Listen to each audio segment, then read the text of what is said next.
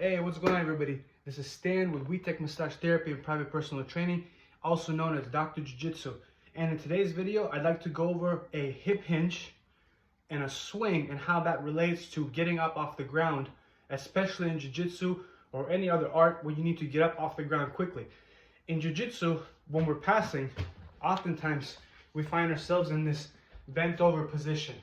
When we're in this bent over position, we need to be really mindful of how we get up and down off the ground using our spine and our hip hinge. Because if I'm done passing any way possible and I go to the ground and then I have to reset and I take too long to get up, maybe I go like this first and it's all lower back and they're pulling me down and I fall down. Or maybe my knee goes forward as I get up and my weight and I fall down. So we need to be really mindful of how we do it, which means that that swing of the kettlebells or the dumbbell is really important because it teaches our hips how to connect with our spine. So whenever you do pass, any way that you like to pass, and let's say you need to reset from this pass, when I sit and stand up, it's gonna be that arch and the swing. The swing brings me down, and then the swing brings me up, which is why it's important. So real quick, let's go ahead and go into a dumbbell swing. So I rotate my ankles into the ground like this. I screw my ankles into the ground, feet hip width apart. Screwing the ankles into the ground automatically tightens up my glutes and my outer thighs. So there's no slack. Instead of being like this, I screw my ankles into the ground like this. And that pushes my knees out a little bit. Optimal is over the second and third toe to have my knee aligned. That's good alignment. So back is straight, chest is up like I'm on stage, flaring my lats. Back is straight, chest is up. I'm looking about 4 feet in front of me. Take deep breaths into your belly button. And before you do this, feel free to warm up your legs, your thighs with different exercises. You can just do little touches like this on the floor, or you can do a little side bends and twists and little lunges to warm up your hamstrings and your thighs. Any kind of mobility things you like to do. High knees, jump rope, active mobility, active warm-ups. So here we go. Ankles rotated into the ground. Rib cage sits over my hips. Back is straight. Chin is tucked. Take my lats and rotate them back and down. My scapula, shoulder blades go back and down. And then finally I push my tailbone down. So I start from this posture. I want to remember this posture. Then I go ahead and come back down. And when I swing, it's my hips swing me up.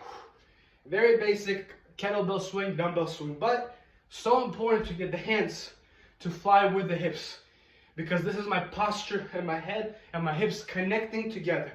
I can even go on my toes and back down. Somebody's pulling me on my toes, I have to resist and swing my hips back down. I'm on my toes, I go back down. So on my toes and back down. And when my toes, heels go to the floor, weights come down. Get up on my toes, weights come up. Heels to the floor, weights go down. So you connect your head and your hips.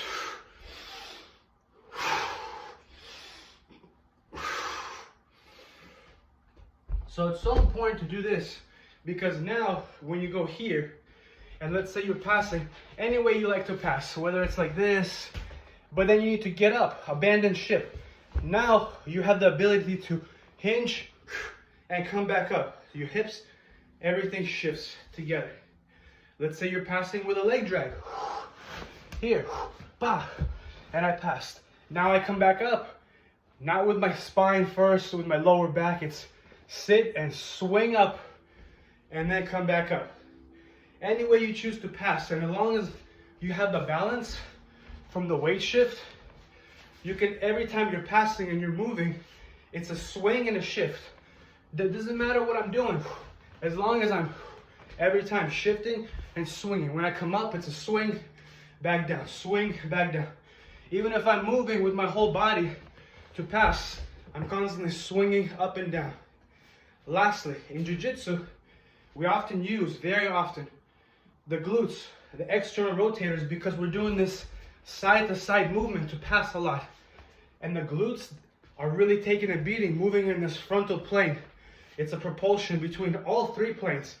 Frontal plane side to side, then going forward, and then rotating. So you're moving in all these three planes all at once, like a dragon to pass, which means all the muscles and all the systems that work together in your legs, that connect the body, that work together, not just individual muscles like biceps, chest, the muscles that work together opposite of each other, that connect, cross muscles that connect the whole body to move together, the adductors, the opposite glutes, the TFL, different muscles are always working together. And if we only have one side in jiu-jitsu that we always work on, most likely, let's say you're always passing to this side, always passing to this side, never to that side.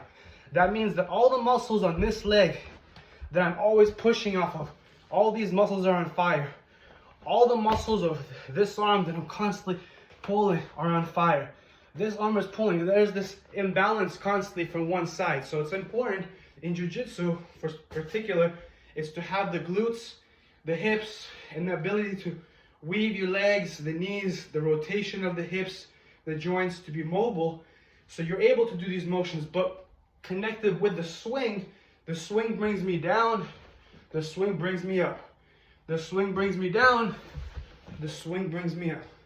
I hope these tips were helpful. Stay tuned for more. Stan, also known as Dr. Jiu-Jitsu. Please subscribe to our channel to help us grow with WeTech Massage Therapy and private personal training.